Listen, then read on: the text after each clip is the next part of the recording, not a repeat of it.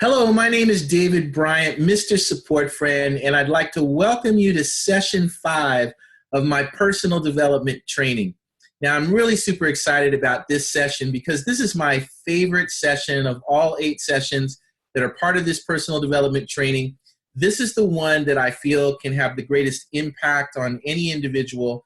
This is the one that follows the personal development journey of human beings, no matter where they're located on this planet. This is the one that I believe will assist you in achieving your dreams and goals unlike any other session in this actual content. And the reason why is because this is the session that deals with the obstacles in life. That's why people don't succeed, because they struggle with overcoming the obstacles that they're presented with on their life journey. From the time that they're a child up into their teenagehood, into their adulthood, into seniors, it's always going to be there, obstacles, right? And how you deal with obstacles, how you have tools and ways of thinking, mindset to address the obstacles that you're going to have in your life is going to determine a lot of the life that you end up having, the mindset that you have about things when disappointments occur or when, there's things presented to you that are challenges. Now, if you can master this session, and you can really learn how to balance things out, and when you're confronted with obstacles, deal with them in a constructive way and get through those obstacles, it's highly likely that you're going to achieve a lot of your dreams and goals and succeed in whatever it is you're trying to do, whether it's in your personal life, your relationships, your career, or your business, which are the 4 kind of areas that I focus on with this personal development training. So without further ado, let's jump into this. Super excited about this because I know this can help so many people, and I'm glad to be able to contribute in that way. So it's called the 7 Obstacles and Obstacle Course. 7 obstacles we're going to deal with in obstacle course. And I guess I should say before I get started is that these obstacles are laid out in a specific order. They go from one obstacle to another obstacle to another obstacle. And it's kind of the way that in most cases, the obstacles of life kind of occur. So just remember that as you're going through this process. All right. A very important topic for anyone attempting to achieve dreams and goals is how to deal with the obstacles of life that often keep you from succeeding in your personal life, relationships, career, and or business. In order to attract quality people, places, and things, you must be a person of quality, but there will be many obstacles and distractions trying to keep you from achieving your dreams and goals. This session contains a support tool called the 7 Obstacles and Obstacle Course that includes a list of 7 obstacles that you will most likely encounter in your personal life, relationships, career, and or business, and a simple obstacle course to assist you in overcoming the 7 obstacles. This is one of the most important support tools because it's the obstacles in life that keep people from achieving their dreams and goals. Each obstacle has empowering keywords you can use to develop an empowerment mindset and overcome the obstacle. Let's take a look at the 7 obstacles and obstacle course and discuss how you can overcome each obstacle on the obstacle course. All right, here we go. So we've got our little chart there with the columns. On the left-hand side is going to be the obstacle, and on the right-hand side is overcome the obstacle with, and you'll find out as we go what I suggest that you take a look at. All right, so let's start at the foundation, at the base. The obstacle is dream takers. Overcome the obstacle with dream makers and opposite thinking. So let's get into dream takers. First obstacle on the obstacle course is dream takers. What do I mean when I say dream takers? A dream taker is someone who can get in the way of you achieving your dreams and goals with their words and actions if you allow them to do so. Dream takers come in all shapes and sizes. They are often people who are very close to you, like a family member or a friend, but they can also be someone else you encounter in life. Now, dream takers make negative comments about you or what you're trying to do in an attempt to make it harder for you to maintain belief in yourself or belief in someone or something you believe in. Remember, we talked about belief attracts belief earlier in the values of attraction. So who are the dream takers in your life? That's a question that you really need to ask yourself. Who are the dream takers? Who have been the dream takers in your life? Do an inventory on that. Really get in touch with that. Think about that from the time you were a child all the way up till right now. Dream takers could be people from your past, right? In your childhood or previously, a year ago, 5 years ago, or people you currently encounter, right? But really take an inventory and think about who are the dream takers? Who are the negative people? Who are the ones that have gotten in your way or tried to get in your way, don't believe in what you believe in, make negative comments, take actions that could be really harmful to you or things like that? Who are these people? Identify them, because it's really important to identify who the dream takers are. All right, to develop your empowerment mindset and overcome this obstacle, here are the 3 things that I really would like you to remember and focus on. 1, what a dream taker says is only their opinion. Okay, this is very, very important. What a dream taker says is only their opinion. 2, surround yourself with dream makers who believe in you and encourage you. You know, I have that statement, which is, I've become kind of famous for this statement with my friends. It's listen to the dream makers, not the dream takers, okay? So you want to focus on listening to the dream makers, surrounding yourself with dream makers, and not listening or focusing on the dream takers. Number 3 is to use opposite thinking when the dream taker is trying to take your hopes and dreams away, okay? Now, that's a technique that I've used ever since I was a kid because I had a lot of discrimination. So when somebody would tell me something negative, I would think opposite. And I'm going to show you how you can use that as a tool. And it can be very helpful, especially in the moment when that, those words or that action is coming towards you. All right, so for example, let's say a family member or someone else told you that you will never be successful because you're not smart enough, you're too shy, you're not attractive, you're not talented. You know that energy that comes with it. What are you trying to do? Why are you wasting your time? Oh my God, you're so stupid, right? When all that stuff is coming towards you from somebody who's close to you, it can be hurtful because you want people to love you. You want people to build you up. You want them to be a dream maker, not a dream taker. But for whatever reason, they're negative and they're trying to steal your dreams. They're trying to take your dreams away from you. They're trying to stop your momentum, right? So it's important to remember that this is only the opinion of the dream taker. Sometimes it's an intentional negative opinion just to be negative and not very nice. But other times, it's going to be just an opinion that somebody has about you. And it's up to you to not allow other people's opinions to define who you are and what you can do. Now, I've got to keep going back to my personal story. When I was growing up biracial in the 60s, there were a lot of dream takers out there trying to tell me that I was no good. My parents were no good. Very strong comments, words that I can't use in this presentation coming at me. But because my parents, especially my father, had built me up in my mindset to understand that those people are going to say what they're going to say, that's just them. That does not define you, David. That is not who you are, okay? And because I got that early in my childhood, it allowed me to get through those negative comments throughout my whole life, but especially when I was growing up as a kid. And if you're a parent and you love your children, all I can say to you is, please try to build them up. Don't break them down. If something happened to you that you're not feeling good about in your life, don't transfer that off to your kids. Don't say that even to, friends or other people you interact with. It's not necessary. Now, I know there's going to be some people that continue to do that behavior because that might be who you are. But it really doesn't get you anywhere in the end, because when we're going back to quality attracts quality and our values of attraction, that's not a quality that people are going to be very attracted to. But when you build people up and you're a dream maker, people want to be around you. They love that energy. Please fill me up. Give me that, pour into me, right? The good stuff. It's also important to be realistic with yourself when you're pursuing a dream and goal. So this is kind of a balance that you have to understand. Perhaps you don't have all that's required to achieve a particular personal goal or be successful in a particular career.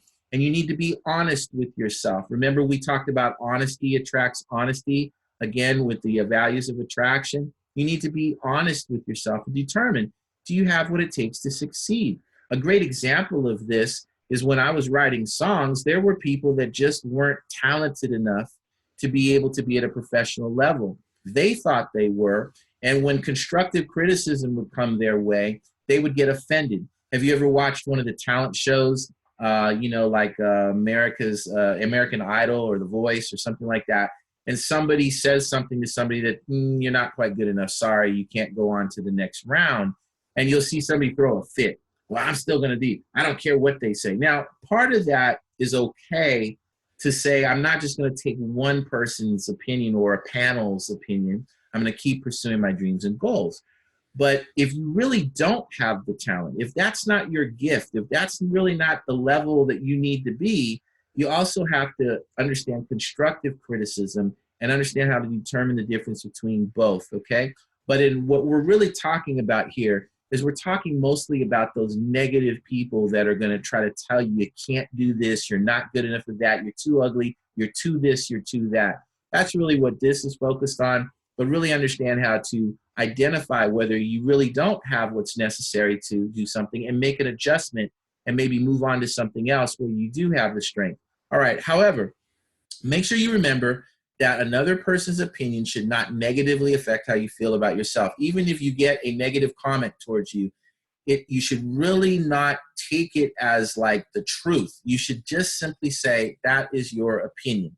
Listen to the dream makers who believe in you. If you don't have a lot of dream makers in your life, seek out individuals and groups who are encouraging and supportive, just like what we're doing here. Finally, empower yourself by thinking the opposite of what the dream takers think by using an opposite thinking mindset. Let me show you how I used to do this, show you how you can do this. So if a dream taker says you're not talented enough to be successful, I heard that when I was doing my music career. Your songs will never make it. You're not writing enough singles, okay?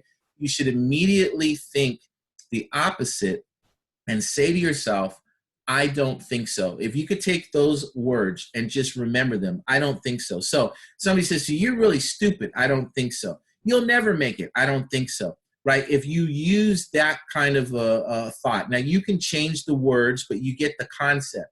You want to think the opposite. So somebody tells you, you're really dumb. In your mind, you go, I am smart.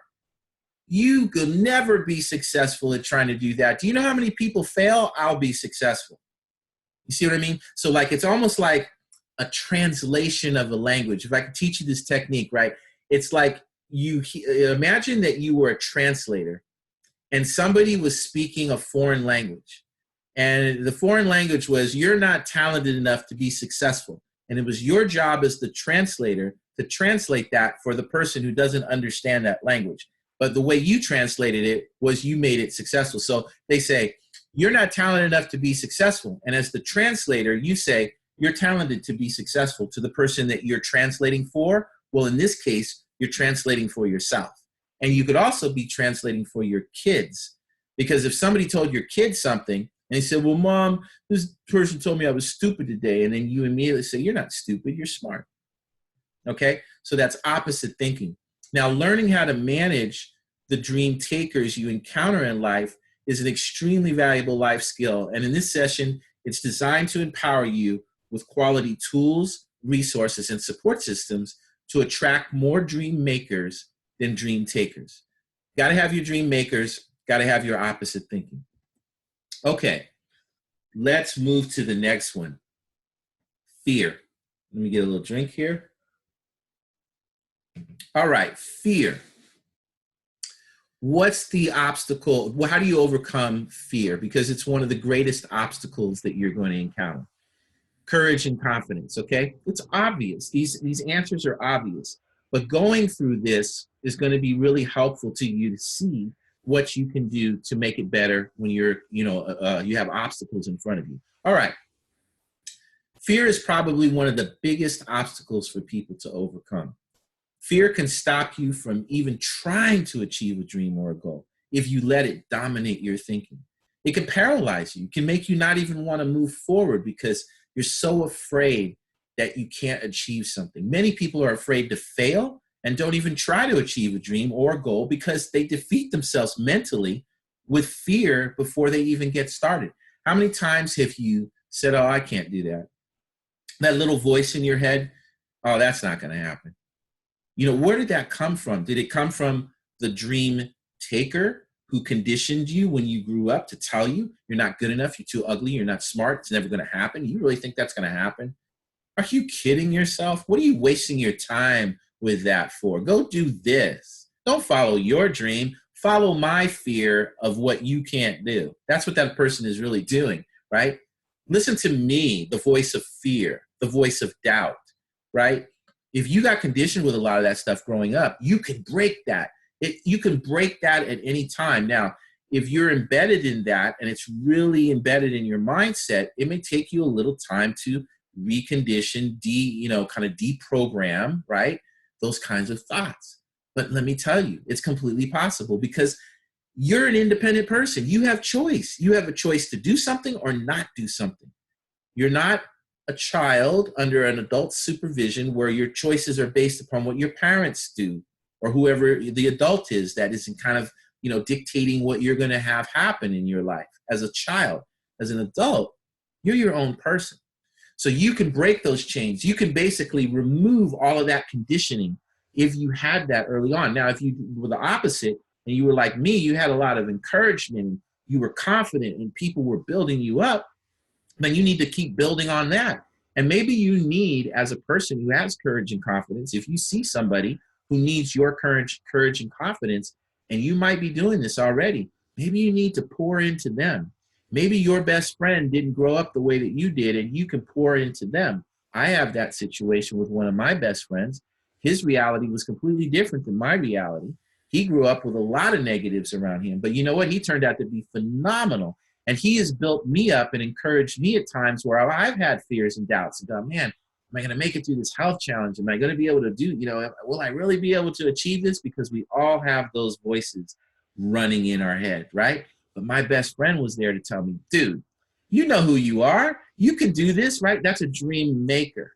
So you surround yourself with dream makers. Okay, many people are afraid to fail and don't even try to achieve a dream or goal because they defeat themselves with fear before they even get started. Some people have a fear of success because they feel they don't deserve to be successful due to a lack of truly loving themselves. Where did that maybe come from? The dream taker. That's why the order of these, you'll see as they unfold, it's a progression, right? So the dream taker conditioned you to say, you're not worthy, you don't deserve to be successful. A lot of that can carry on into your adulthood, right? And you have to work through that mentally. And there's a way to break those chains and break those patterns. That's why I think that this session is so valuable, and you might want to go back and listen over and over again and just like grasp these concepts. Fear can often be the side effect of what a dream taker told you early on in your life. I've mentioned that. The dream taker influenced you with their opinions to doubt yourself, which in turn created fear of failure or fear of success. Remember, it was their opinion. Their opinion influenced you to doubt yourself, not what maybe you started with. All children start with a clean slate. Then adults pour into them and give them these thoughts that then determine how they start to think. And then sometimes you'll see that the thoughts that you were given and the ideas that you were given growing up, as you get your own mind, you change. You say, nah, I maybe got that from my parents or from my surroundings. I don't agree with that. I'm going to do my own thing that feels right to me. And that's where you make changes. Well, you can do the same thing when it has to do with like negatives that came to you as a young person, or even now, you're in a relationship and somebody's telling you negatives all the time, right? You don't have to believe or buy that. You might have to tolerate it if you're in that relationship for as long as you can. Let's say you have a boss who keeps telling you all this stuff. You're so stupid. Why didn't you get that done on time? How many times do I have to tell you? And that's going back to some way a parent spoke to you when you were younger, right? And it's triggering all this anxiety in you and stuff. You know what? There's a way to break that. And the way to break that is to understand that is just that person's opinion. That is not the reality. The reality will exist within you. You create the reality for you. If you want to buy into the messaging that somebody else has told you, or you're trying to get rid of that, keep getting rid of those negative messages and start filling yourself full of positive messages. We've got enough people that will fill you up in the world with positivity, whether it's somebody like myself, somebody that's your friend, somebody that you find on YouTube, somebody on Facebook. There are people that will fill you up with positives if you stay connected to that and you start believing that it will start to diminish other things that you may have been told to create fear. You are encouraged to develop your empowerment mindset so you can face your fears with more courage and confidence. So the question is, what are your fears and what can you do to overcome them? Make a list and be honest. Again, honesty attracts honesty, right? Make a list of what your fears are. Don't worry about it like, oh my gosh, I'm really addressing my stuff. I'm getting even more afraid just talking about it, right? No. Put a list together of what your fears are. Do you have a fear of failure because you failed in the past in certain things and you don't want to fail again? You don't want to feel that pain. Failed in a relationship, failed in a business. I don't want to do that again. It was too painful, right? You have a fear of success. Oh my gosh, can I handle all of this? Because, maybe I'm not good enough. Am I really good enough? Oh my God, that will, stop you from moving forward. And so if you write down the fears and you identify what they are, then you can start addressing them in baby steps, one step at a time. And now we're going to go to the next obstacle, which comes after fear, and that's procrastination. So look at those three. The dream taker sets the table with negativity. That creates fear, a doubt. I don't know if I can do it, which creates hesitation, which is procrastination because you don't jump in. But what's the opposite of that? Action. You got to take action no matter how little that action is. That's the way you overcome procrastination. So another obstacle that people struggle with is procrastination. Procrastination is often the result of fear. I don't want to move forward. I'm scared, right? You don't want to do something. And you put it off because you are afraid, or you had a bad experience in the past and you're hesitant to try that again. Now, that's all understandable. Oh my gosh, I got divorced and I don't want to get married again. No, oh heck no. I'm not doing that again. But then here comes Mr. or Mrs. Wonderful. You were with the one that you thought was right, didn't work out, went through that life experience, got through that obstacle. Now you're free and clear. You've always wanted to have love, have a great relationship. And now here comes Mr. or Mrs. Wonderful, the one that's right for you. And you're still living off of the thing that didn't work out for you in the past with the person that wasn't quite right for you. Same thing goes with a business opportunity, goes with anything in life. Doesn't matter what it is. You're taking your past life experience and you're applying it to something current without a separation. You have to separate the issues because guess what? Mr. and Mrs. Wonderful could be the perfect person for you. And if you still have all of that fear and doubt, and I don't want to feel that pain again, and I'm never going to get married again, never, right? You hear that often, and it's understandable. But are you living in the current and in the future, or are you living in your past? You're living in your past. Why would you want to not keep your life moving forward and evolve, right? So I've actually kind of mastered that one because I might be lucky that I just can do it easier than a lot of people that I know. I don't ever say no. I don't ever say I'm never going to do that again. Because what I learned, and this was something I learned from my discrimination growing up, I'm just going to be blunt with this, right? I couldn't take a group of people that all happened to be a certain type, and say all of those people are like that. All of those people are negative because I had some negative people or a lot of negative people treat me that way out of a particular group of people. How can I say that every single person in that group is like that? That's like saying all men are like this. It's not true. All women are like this. It's not true. All people from this culture or that culture or this religion or that religion are all like this. It's not true. Every person is individual. So when you're dealing with that fear that comes before the procrastination to take a step and move forward, that hesitation, try to do your best to take what you're presented with, a situation, a person, an opportunity. Try to take that situation for what it is. Yes, remember the past. See if there's anything that's consistent. If you see things that are similar, then you want to probably not do that if the past taught you something. But if you see something that's different, now you have to get into that trust. Remember, trust attracts trust. And what is the opposite of the trust? The fear that I don't trust it. I don't trust it. If I get with this person again, I'm not going to have another divorce, or it's going to be a failed relationship because of what happened earlier. But if you had good experiences, before, you'd probably be saying, oh, I want to do that again, right? It's just the way human behavior is. So procrastination can be a result of not thinking you are worthy of having something, right? It's not a good place to be mentally. Another reason why people procrastinate is because they want everything to be perfect or just right before they start taking action. How many people are perfectionists that are listening to this right now? Are you a perfectionist? Do you have to have everything in order? Some people are like that. It's got to be perfect before I present it. A lot of successful people will tell you, just get out there and start doing it. Make your adjustments as you go. Now, it doesn't mean that you don't want to have something that's of quality that you present for first impression. I'm a big believer in that. But it doesn't have to be 1,000% correct. Like when I was doing this presentation, right, I'm still getting over a cold. And I had to take a drink of water, right after the first obstacle. I took the drink of water. I kept going. That wasn't perfect, but am I still rolling? I'm still going, right? So you got to do things like that. You got to be flexible and move, based upon what the situation or the circumstance is. All right. The longer you wait, the more time goes by, then you're going to have to do everything at the last minute or you don't do it at all. Procrastination and lack of action can result in missed opportunities. Oh my gosh, how many times have you been in a situation where somebody presented something to you and because you got burned before, you procrastinate, you don't want to do it, you hesitate, and then you find out that that was the right one. Now you're kicking yourself. And guess what? You were living off of something or somebody else's life experience with you. Somebody else affected and influenced your thinking so that when the good stuff came along, you missed it.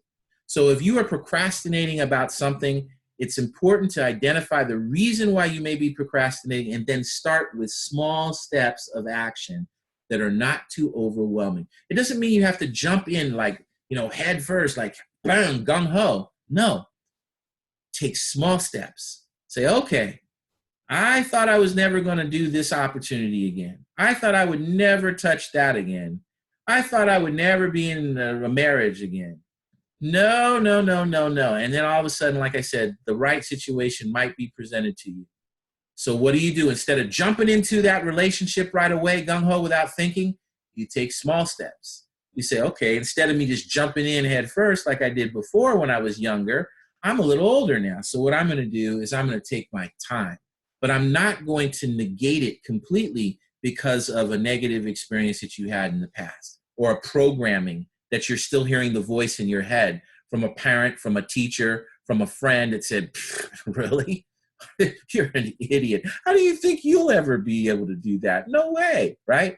All of that could still be in your brain working against you. All right, so dream takers to fear to procrastination. And now you go and you put yourself out there and here comes rejection. Rejection. Oh, it's the hardest thing, right? It hurts. It's just their opinion is how you overcome this particular obstacle. Let me show you what I mean. Rejection is one of the most powerful obstacles on the obstacle course. Rejection can be devastating to many people. Why?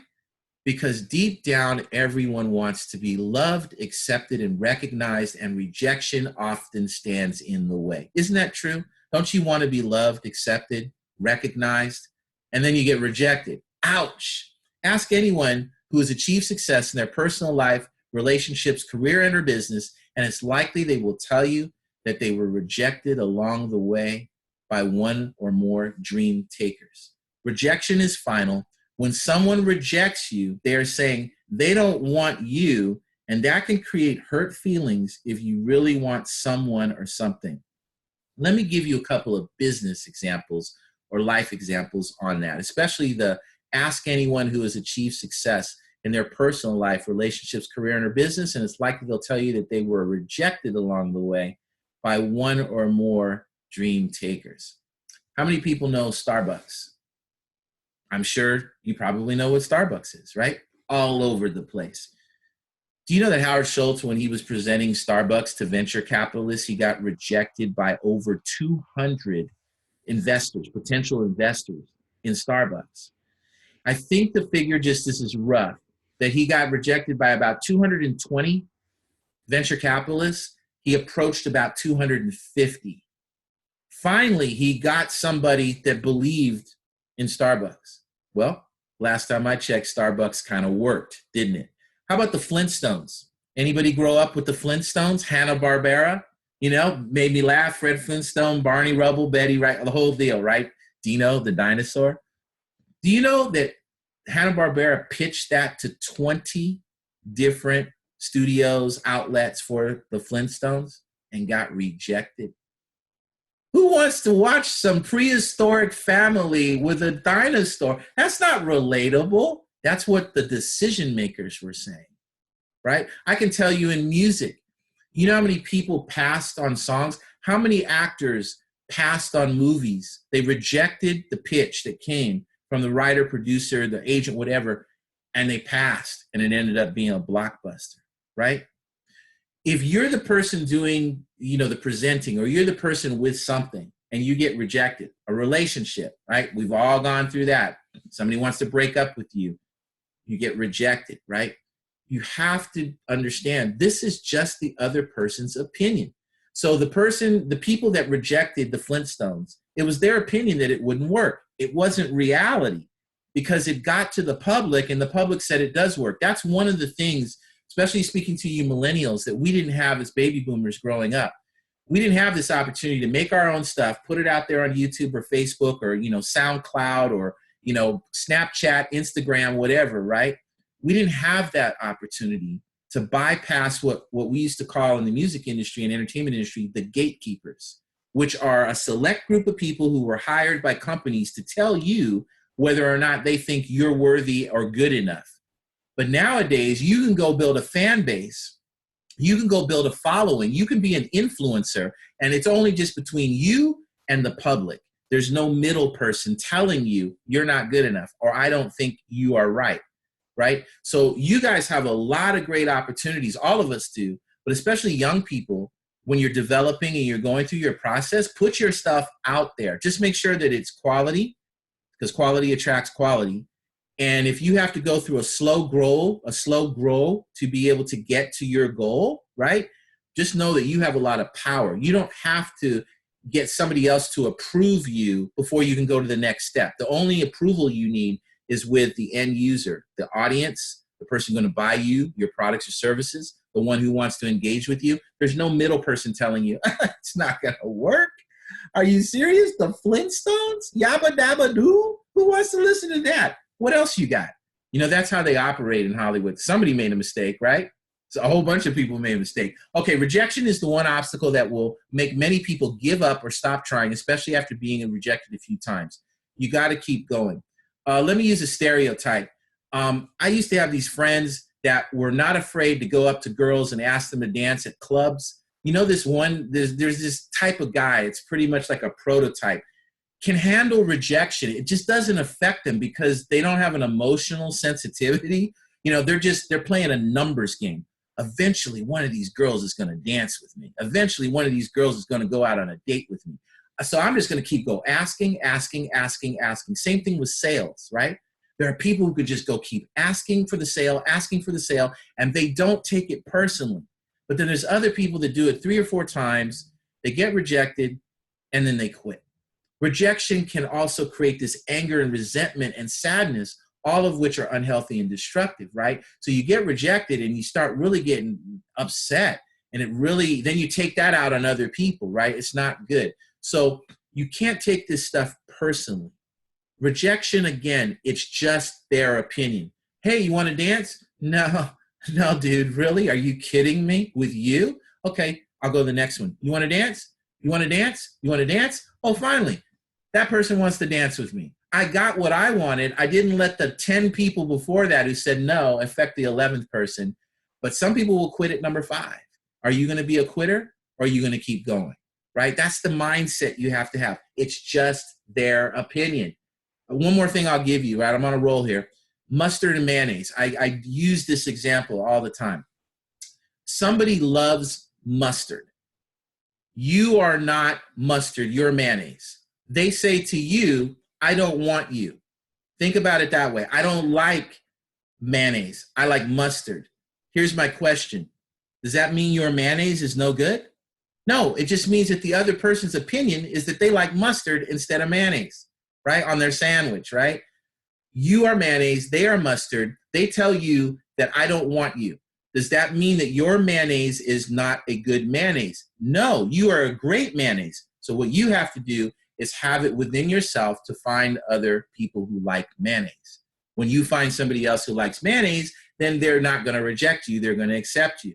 But it had nothing to do with the quality of your mayonnaise. When a mustard person tells you, I don't want you. I'm not interested. Ugh, ooh, right? Okay. I tried to use something tangible because we all eat sandwiches and stuff, and mustard and mayonnaise is pretty simple. Maybe you could teach your kids that, because they'll have sandwiches, hot dogs. I don't want mustard on my hot dog. I want ketchup. Does that mean that the mustard is no good? No, it just means your kid doesn't like mustard. They like ketchup, okay? So you're not ketchup, they don't like you, okay? That doesn't mean I'm no good. There's the issue that you got to get through. Okay, here are 2 simple questions to ask yourself related to rejection. These are really important. 1, do you get discouraged by rejection? Or does rejection motivate you even more to achieve your dreams and goals? I can tell you from the music industry, man, when we used to get rejected, there were some of us that were like, I'm going to even do more. And then there were others that were like, and they just blame people, and they would get downhearted, and they would get depressed and stuff, right? I was the type of person, because my mindset was strong, had a good foundation with that. When somebody told me, it's not good enough. I remember getting notes from, I won't say who the record executive is, but he's very famous, and he'd write, David, this is just an album cut. Please send me stuff that's, of single material, because I don't want you to waste my time. You know what I mean? Like that, right? And I knew that the song was good enough. He rejected it, but I got it placed with another A-level artist who said they loved it. Now, if I would have went, oh my gosh, this significant person just told me my songwriting is not good enough, I better go back to the drawing board. I didn't believe that. I knew that it was good. So I kept trying different outlets. Now, if I would have tried enough and I was consistently getting rejected by people I respected, then I need to be honest with myself and say, well, maybe there is something in this song or in this material that needs some work. So that's where you've got to deal with the balance. You can take rejection as a constructive criticism and build on that, or you can take it personally and be defeated. I would rather either think I have something that I believe in and keep trying, listen to people who I respect and make an adjustment, but never take it personally because it's just their opinion, all right? And number 2, do you take rejection personally, or do you have an empowerment mindset that rejection is just someone's opinion? That's what I just said. So those are the keys right there. Answer those 2 questions for yourself. How do you deal with rejection? And remember, it's just their opinion. Mustard, mayonnaise. Try to think about that. It's worked for me, because when I get in those situations, I'll think about that. Okay, many times people will be rejected because the person rejecting them had another vision in mind. Just remember that too. A lot of people who audition for acting parts or dancing parts, you're too short, you're too tall, you're not the look, or we wanted a blonde, we didn't want a brunette, like whatever it is, right? That's the vision they have in their mind. This happens in personal relationships, in the workplace, in the arts and entertainment. It often has nothing to do with you. It's just that you didn't fit somebody else's vision that they had in mind. So they said, no, don't take it personally. Keep going and believe in yourself. However, the person being rejected will take it personally, and this can affect the ability to move on. You got to be able to move on, right? Very important. Okay, so it's important to understand that there's a higher force at work in life. Some call this force God, others call it the universe, others call it fate or destiny. The key is, regardless of what you call it, rejection is going to happen in life, and learning how to handle rejection is a healthy way, is empowering for personal growth. Oh, okay, in a healthy way. There we go. Read it right, David. Rejection in a healthy way is empowering for personal growth. So how do you handle rejection? There are things you can't control, right? Whether it's God's plan, the universe, fate, destiny, luck, whatever it might be, right? You may get rejected one day, you may get accepted another day. So how do you handle rejection? You need to really answer that question honestly and try to deal with rejection as either a motivator or something that you don't take personally. And remember, it's just their opinion. That's what other people think. All right, rejection. What does that lead to next on the obstacle course? Disappointment. Disappointment. Now you have to overcome that with acceptance. You got rejected, right? It's disappointing. You've got to accept it. You've got to keep moving on. I'm going to tell you a story about that. The fourth obstacle on the obstacle course is rejection, which often leads to the fifth obstacle on the course, which is disappointment. Disappointment is a natural reaction to rejection or something not working out the way you thought it would. Disappointments are going to happen in life no matter what level of success you achieve. It's all relative, and if you cannot handle life's disappointments, they will overwhelm you and keep you from getting the best out of your personal life, relationships, career, and our business. Let me tell you a quick story about my mentor in music, Arif Mardin. He produced a lot of big music artists, like famous songs that you may know, like The Wind Beneath My Wings. He's responsible for telling the Bee Gees how to sing in that high falsetto. Shaka Khan, Aretha Franklin, George Benson. You go down the list. Phil Collins. There's Norah Jones. He won the Grammy for Producer of the Year. This was an icon. He was an icon, and he happened to be my mentor. I was fortunate to cross paths with him. I asked him for words of advice. Here's what he told me. Believe in yourself. So belief attracts belief. Have your craft, your talent in good order, meaning have a skill set that people are going to be able to use or think is good enough. Avoid the temptations, and then the final one, you've got to be able to accept disappointment because it's going to happen no matter what level of success you achieve. When he told me that, he said, look at me. He goes, I've had all these, Grammys and gold records and all these artists I've worked with. For me, he said, if I don't make it to, say, the top 10 with a project that I felt was good enough, for me, that might be a disappointment. For you, as you're starting off, David, if you make the top 10, for you, it would be like amazing, right? Because that's new for you. But for me, my standard and my level is a little higher. So if I don't make it and something doesn't work out, it could be a disappointment for me, but it could be an accomplishment for you. So it's all relative. It's going to happen no matter what level of success you've already achieved. You're going to have disappointments. You have to be able to handle that and know what to do when those disappointments happen. Even the most successful people experience disappointments along the way. It's how you handle these disappointments that will determine your ability to achieve your dreams and goals. Yes, you can feel hurt. Yes, you can be depressed. Yes, you can not be motivated for a while, but you do have to get right back up and you have to keep going because that's what life is about, right? What's the next opportunity? Oh my gosh, I thought that would work. Everything was pointing towards success. I can even tell you with my Whitney Houston song that I wrote, originally they wanted it to be a duet. And Clive Davis, who was in charge of the project, he went out and sought getting the best artists to, combine and do a duet with Whitney. And all these different things didn't line up. The timing was wrong, or somebody didn't think the song was for them. We finally got it to Bryant Adams, and he was ready to do it, but he had to complete his album. That dragged out a little bit longer than he thought, and we never got the duet with Bryant Adams. What ended up happening was instead of my song being on the album, Whitney had done a single version of it, just her singing. And one of the marketing guys at the record company said, oh, I have an idea. Let's put it on the B-side of the single, and that'll be the only place we can get it. So the song I Want to Dance with Somebody, my song Moment of Truth, was on the B-side. It helped to solidify her second album coming out after her freshman album, her sophomore album. Now, is she going to be able to repeat it again? She came out with I Want to Dance with Somebody. It went worldwide #1. I benefited from all of that. My song got a lot of, praise, and it was acclaimed and everything, but I didn't get on the album, which then cost me a lot of money. And I could have been a single because as people were hearing it, they said, man, that song should have been released, but they couldn't do it because they made money off their album sales, not off their single sales. That's how a record company in those days made their money. So it was a disappointment for me. Plus I knew it could have been a duet. Now, I could have folded my head, went, oh my gosh, I had the top record executive telling me this is going to happen. It didn't happen the way that he thought or I thought, but am I still grateful that I wrote a song for Whitney Houston in my lifetime? You bet I am. So I was excited and I went on to do other things. And then after that, I got sick, right? Shortly after that is when my career stopped. But my disappointment didn't stop me from continuing to move forward, right? Because I'm going to have disappointments in whatever happened. My health challenge was a disappointment, right? So you got to keep moving. So I just wanted to share that about disappointment because it's really important. So here are a few questions you may want to ask yourself related to disappointment.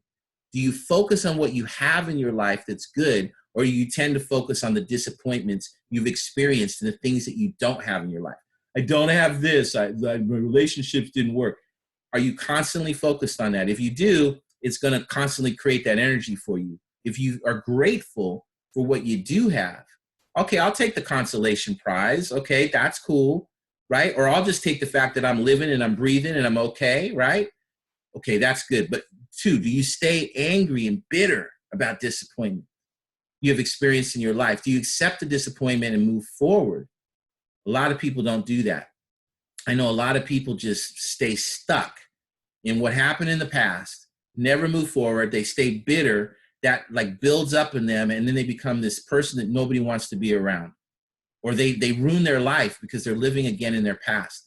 Do you forgive those people who may have disappointed you or let you down? A lot of friends have had some childhood experiences and relationship experiences that have not been that great. Do you forgive those people? Do you move on with your life? Or do you stay stuck? Like disappointment can keep you stuck. Acceptance and moving forward is what you need to overcome the obstacle. Finally, do you understand that disappointments have a purpose in life and can be valuable learning experiences? Do you know that I probably wouldn't be here today doing this if my music career had continued? I would have been deeply involved with that field. I would have had a whole nother life journey.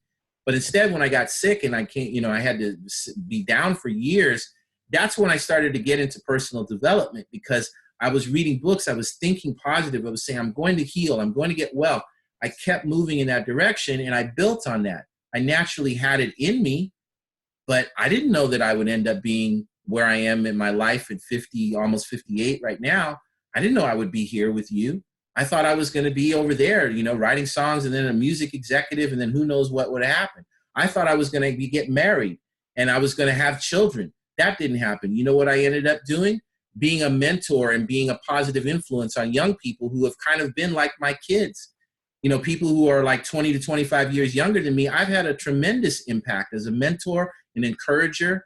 I have people in the music industry that I helped when they were teenagers in high school, and now they're doing very, very well as executives in the music industry because I was their mentor. So they're like my kids, right? So there's a way where you can always look at things where the glass is half full versus glass half empty. So that's very important to remember as you're going down this obstacle course. We have two more. Disappointment can lead to low self-worth. How do you overcome that? You got to get to high self-worth. All right, so you're disappointed. The sixth obstacle is low self-worth. This is an obstacle that gets in the way of many people achieving their dreams and goals. If you don't feel good about yourself or you don't think you're worthy of being successful, it will be much harder for you to experience success in your personal life, relationships, career, and or business. If you just don't feel you're worthy, that's a struggle for so many people. If you're one of those people that struggles with that, don't worry. We can help you.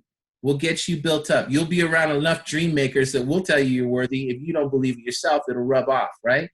People will often sabotage their personal relationships and career aspirations because they simply don't think they are worthy. I'm not good enough. I don't deserve to have love. I don't deserve to be in this job. I don't deserve to be this successful person that is about to happen to me. So I'm going to find a way to sabotage that because of my previous programming, my previous life experiences were telling me that, and I believed that. So now you got to flip it into, no, I am worthy. I have a high self-worth. I'm working on my self-empowerment. I'm working on believing in myself. David, you don't know what I've been through. I had an alcoholic parent who just told me I was a worthless whatever, and that really affected me. I had men in relationships or women in relationships that told me that I was nothing. And that's what I've been through. So how can you sit up there and talk, David? You have parents and you already know how to handle all this stuff. That's excuses. Okay, I'm going to be honest with you. That's excuses. If you're that person, you're listening to me right now, that's an excuse. You have the power to change anything in your life. You have the power to do it.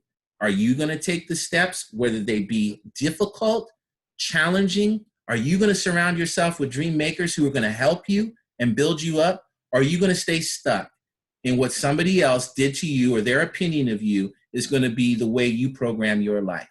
Now, that was some tough love messaging right there. If you're a person with low self-worth, I don't judge you. I've helped a lot of people who come from that situation. And I just tell them, you got a choice. You can live in the past and let that person keep running your life, or that situation keep running your life, or you can take every day that you're on this planet and take it as a blessing and with gratitude. And I've got an opportunity. Every day you wake up is a new opportunity, an opportunity to live, an opportunity to try what you want to try. You are an independent individual that can do what you want. If you're in a relationship with somebody and that's holding you back, maybe you need to find solutions. Maybe you need to find a different situation. Maybe you need to find a way where you can work within that situation and still get what you kind of need, even if you're tied to somebody who's bringing you down. That's a real tough one, especially in marriages or relationships, parent-kid relationships, parent-child relationships. I'm still dealing with my critical mom. She still, every time she comes over, she says, yeah, you still look like you could lose 10 pounds. What are you going to do? Go use number 4. That's just your opinion. I know that I'm all right. I'm healthy, Mom. Maybe I do need to lose 10 pounds, but you know what? You're not going to make me feel as though I'm less than because you're judging me, and you've been doing that my whole life. I don't listen to you anymore. You know what? I don't think so. Remember when we said that? I don't think so. I think I'm doing all right. I'm working on my weight. And if I need to lose the weight, I'll lose it for myself because you know what? I feel good about myself, Mom. I still love you. Thanks a lot. Appreciate you trying to point that out to me, but you didn't make me feel less than, right? Because that's about you, critical mom. That's you, critical dad, right? Not me. I live my life. I build myself up. And as a matter of fact, I only tolerate you because I only have to be around you during the holidays, or, I'll talk to you on the phone, but I'm not going to come and get a whole overdose of what you gave me when I was a child. I have a lot of friends like that. They got to move themselves away from their family, still be respectful if they want to do that, unless there's some toxicity there, and you got to distance yourself. And then you get around your family of friends, your business associates, your people that are going to build you up. When you do that, look out. It changes. It changes. So if you're in that situation, don't worry. You can get out of it. You don't have to sabotage anything. The cause of low self-worth is usually related to negative life experiences and the dream takers you encounter along the way. How do you feel about yourself? Do you feel worthy, significant, and deserving of the best life has to offer? Maybe you do. Okay, 2 of the 7 values of attraction are belief attracts belief and love attracts love. And in order for both of these values of attraction to occur, you must avoid the obstacle of low self-worth by developing an empowerment mindset and maintaining a sense of high self-worth while being humble at the same time. We're not talking about ego or narcissism in a high self-worth, right? We're talking about confidence. We're talking about security versus insecurity, right? These are the things that will help you to develop your high self-worth. And there are ways where you can get there. There are different methods and different, types of teachings and trainings that you can use to help to develop your self-worth. Just surround yourself with people that build you up. And even if you can't see it for yourself, like one more quick story. My best friend, when he got married, he knew that I really believed in his wife. I knew his wife was the perfect match for him. At that moment in time, he was still developing his self-worth and still going through things, right? And he didn't really know why he got married to her. He just trusted that I said to him, that's the girl for you. He knew he got married to her because, yeah, he liked her. They had the thing. They were in love. It was cool. But he didn't really believe in himself. In other words, she was, when they say you marry up, okay, she was kind of like the marry up for him. And he was like feeling like he was down here and she was up here. But I saw the balance. I knew why she was attracted to him because she saw his heart. She saw that he was a good person. She knew that they balanced each other. He's a handsome guy too, so I'm sure she saw that too, right? But the bottom line was they balanced each other perfectly. I knew that she would structure him, and I know he was the free spirit that would kind of get her out of her perfectionism, because she has that, everything's got to be right, but she's really good at that. And I knew he needed that. And I knew they were the right match. And I told him, man, this is the one, man. There's another story I could tell, but I won't get into that. But it was funny when I told him one time in a certain way. But bottom line, they've been married for 32 years. Okay. And he changed along the way. He's now counseling others and has done that throughout his whole life. So, excuse me. So people can change. People can change, and you can have low self-worth and go to high self-worth. The bottom line is you got to be humble while you're doing it. You can't have an ego. If you have an ego, it's just not going to work. All right. We're almost there. Each one of us is beautiful, valuable, and unique, and worthy of achieving our personal, relationship, career, and business dreams and goals. You are encouraged to use the support and empowerment tools in this session to develop and maintain a feeling of high self-worth. All right. Last one. Excuse me. All right. Temptation. This is a tough one.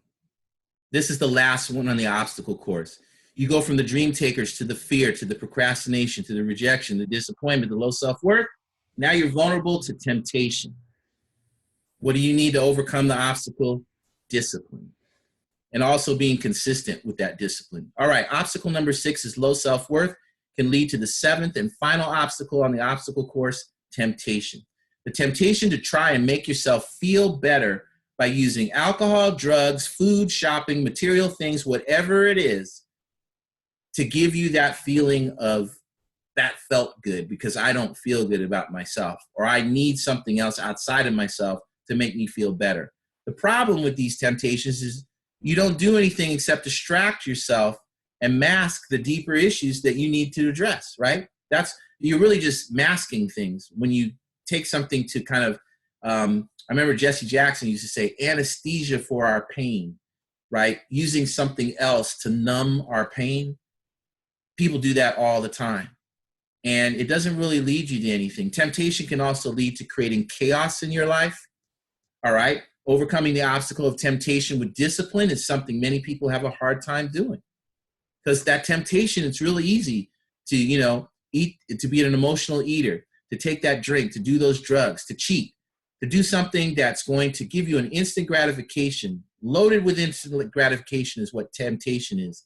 Makes you feel good in the moment. Then you're right back to square one. You still got to deal with your issues. Achieving dreams and goals usually takes time, effort, and the ability to avoid many temptations in life, many temptations that life will offer you. Okay? Temptation in your personal life can ruin your relationship if you're unfaithful. Temptation related to your health can make you sick or unable to function. If you abuse your body with alcohol, drugs, eat foods that are not good for you, you gain weight, your health is going to be in jeopardy. Temptation in your career and business can lead you to things that are greedy, unethical, and even criminal and land you in jail because you tried to do something that was illegal, right? The temptation to have a quick fix, do something you don't think you're going to get caught, and now you're in trouble, okay? So self-empowerment and surrounding yourself with quality people are two of the best ways you can empower yourself so you can maintain the discipline you need to stay focused on your dreams and goals and not become distracted with temptation. You also want to have consistency with that discipline. Discipline and consistency definitely will help you in achieving dreams and goals.